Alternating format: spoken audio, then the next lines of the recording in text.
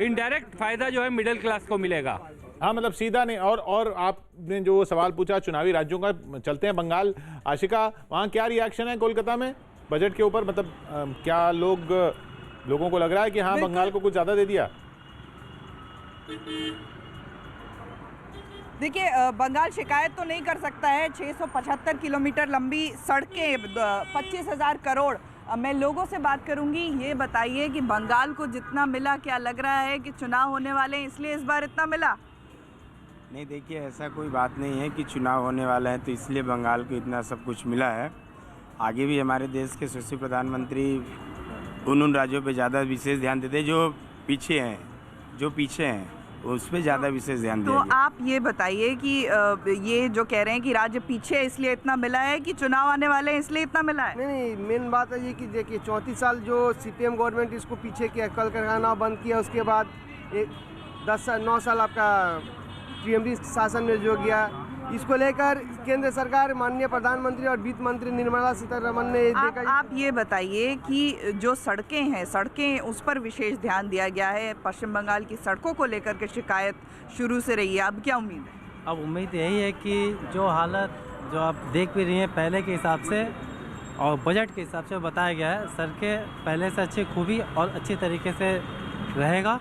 और हम उम्मीद करेंगे अपने यशस्वी प्रधानमंत्री जी से 1,000 करोड़, मैं आपसे बात करूं, 1,000 करोड़ जो चाय बागान के कर्मचारी हैं उनको पश्चिम बंगाल और असम के मिला करके दिया गया है।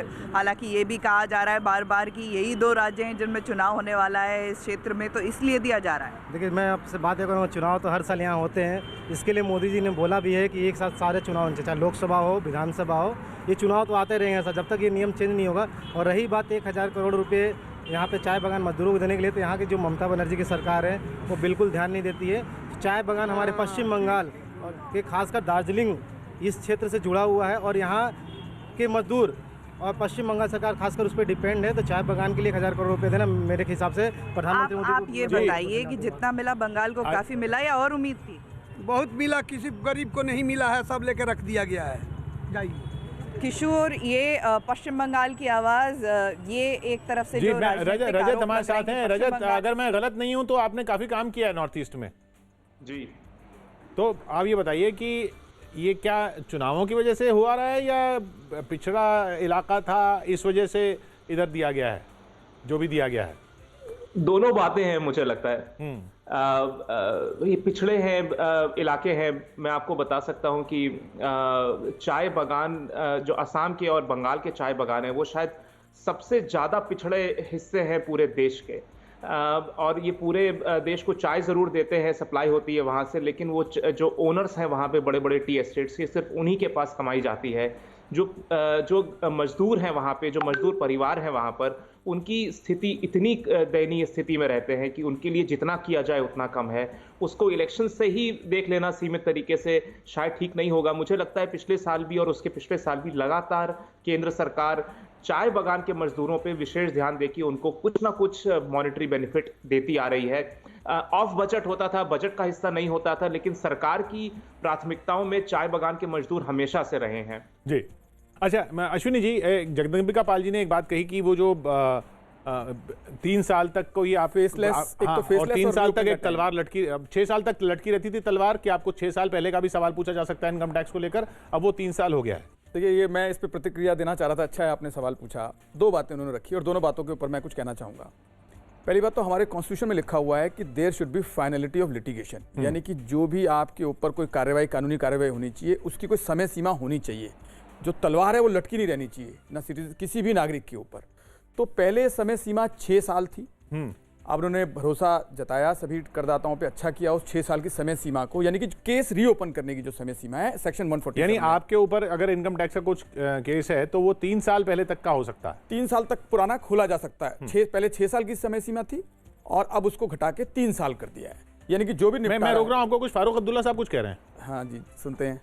के लिए नहीं है जैसा कि आप कह रहे हैं।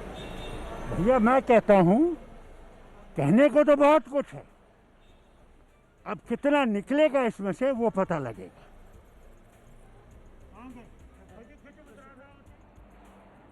खैर, ये पार्लियामेंट के बाहर से जो भी उधर से तो अभी वो कुछ कहना चाह नहीं रहे। हाँ, तो 6 साल की समय सीमा को घटा के 3 साल किया है। और जो 10 साल की समय सीमा जो थी जिसमें कि एक टैक्स इवेजन की अमाउंट 50 लाख से नीचे होगी, तो अगर 50 लाख से नीचे रहती है तो वो भी 10 साल की समय सीमा को घटा के 3 साल कर दिया जाएगा। यानी कि 50 साल से ऊपर टैक्स इवेजन है तो 10 साल तक हो सकता है। तो यानी कि जो सीरियस ऑफेंडर्स नहीं हैं उनके लिए अब 3 साल तक की ही आपके लिए एक तरह से अनसर्टेनिटी बनी रहेगी कि आपका सबका कर का निपटारा हुआ है नहीं। दूसरी बात इन्होंने एक बहुत अच्छी कही, लेकिन उस पर मेरी प्रतिक्रिया कुछ और है कि फेसलेस किया जा रहा है असेसमेंट। इस तरह से आप इनकम टैक्स ट्राइब्यूनल को भी फेसलेस कर रहे हैं। ये उस बात को शायद ठीक से कह नहीं पाए, मैं उस बात को ठीक से कहता हूं कि सच्चाई क्या है। असेसमेंट फेसलेस हो रही है, इसका मतलब ये है कि आपकी जो एक मिनट में रोक रहा हूं, Karti Chidambaram. This is traveling from Kerala to Tamil Nadu to Bengal and to Assam.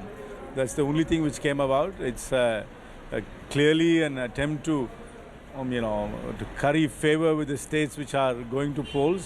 But these are all only announcements, and the proof of the pudding is only in the eating, and we'll have to really see whether these are all implementable.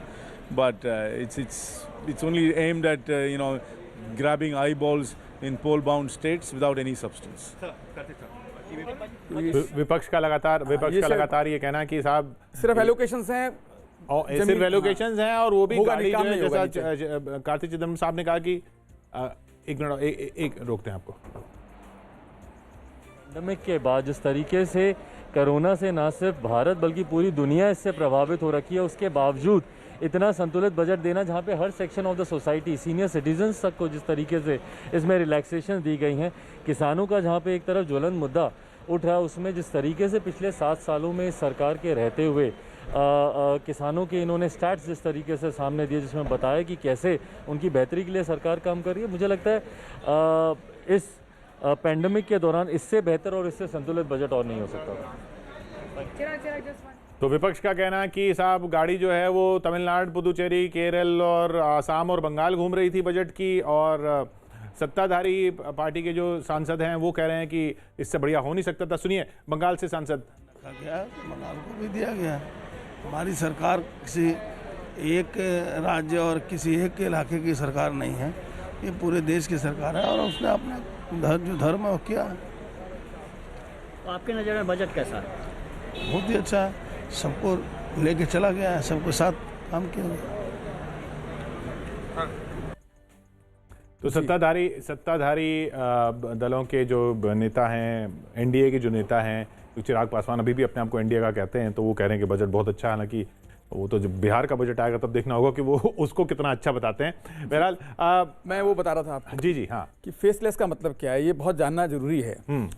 Assessment faceless हो रही है, इसका मतलब ये कि किसी भी करदाता को आयकर अधिकारी के पास जाने की जरूरत नहीं है और सब कुछ डिजिटली उसका तय कर दिया जाएगा, उसके ऊपर कितना टैक्स बनता है। ठीक है, यहां तक तो ठीक है। सीएटी अपील तक भी ठीक है, पहली अपील तक। लेकिन जब कोई करदाता परेशान होता है तो फरियाद के लिए कहां जाता है? तो पहला दरवाजा वो हाईकोर्ट का नहीं खटका पाता, पहला दरवाजा वो खटकाता है इनकम टैक्स अपीलेट ट्राइब्यूनल का, आयकर अपीलीय अधिकरण, क्योंकि वहां उसकी फरियाद सुनी जाती है। वहां जजेस की तरह ट्राइब्यूनल मेंबर बैठे हैं, वो उनकी बात सुनते हैं, वो अपनी बात रख पाता है, अपनी शिकायत रख पाता है। लेकिन अगर हम इसको भी फेसलेस कर देंगे तो वो अपनी बात कैसे पहुंचा पाएगा, अपनी शिकायत किसको दर्ज करेगा? कि वो फेसलेस नहीं किया जाना चाहिए। वो कैसे, कोर्ट की प्रणाली को कैसे फेसलेस कर दोगे आप? वो कैसे अपनी बात रखेगा, अपना दर्द किसको बताएगा, अपनी शिकायत किसको बताएगा? रजत जी इस पे कुछ कहेंगे आप? देखिए, उसको फेसलेस पूरी तरह से नहीं किया गया है। उसमें प्रावधान रखा है कि वीडियो कॉन्फ्रेंस से, अगर जैसे अभी सारे कोर्ट के जितने भी प्रोसीडिंग्स हो रही हैं वीडियो कॉल्स पे हो रही हैं, वीडियो कॉल का प्रावधान रखा गया है। और ये भी कोशिश की गई है कि जितना इंटरफेस, फिजिकल इंटरफेस कम हो सके, क्योंकि फिजिकल इंटरफेस होता है तो करप्शन की संभावनाएं बढ़ती हैं और उससे जितने भी टैक्सदाता हैं सब परेशान होते हैं। तो जितना ज्यादा फेसलेस होगा उतना ही ज्यादा फायदा होगा। वो फेसलेस बोला था मैडम ने, इसलिए अगर वो प्रोविजंस में अगर उसको फेसलेस ना करके ऑनलाइन किया गया है, वहां तक हम स्वागत करेंगे। तो अगर लेकिन फेसलेस करेंगे तो प्रॉब्लम होगी, तो इसलिए वो जरा फाइन प्रिंट पढ़ के ही इसका निर्धारण ठीक से हो सकता है कि क्या करने वाले हैं। रजत, आप कह रहे हैं ट्रिब्यूनल पे फेसलेस नहीं है? नहीं, देखिए, उन्होंने बोला कि अगर जरूरत पड़ी तो वीडियो कॉन्फ्रेंस को यूज करते हुए इसका समाधान होना चाहिए। उन्होंने ये पूरी तरह से नहीं बोला कि पूरा फेसलेस हो जाएगा जी, वीडियो कॉल जरूर रहेंगे। चलिए, ये एक बिंदु जिस पे और क्लैरिटी की शायद ज़रूरत है। रजत कह रहे हैं कि नहीं, वो पूरा फेसलेस की बात नहीं है। पीएचडी चैम्बर्स ऑफ कॉमर्स क्या कह रहे हैं, सुनते हैं। संजय अग्रवाल जी। business and to give further loans. We are looking at various schemes in which faceless assessments have been now extended for the income tax assessees. So all those things are, I think, on a positive direction. Of course, we would have expected much more. We expected the National Infrastructure Pipeline expenditure in this year to be above 20 lakh crores. We don't see that coming immediately from the budget numbers. तो जैसा जो दिशा है उससे तो chambers of commerce भी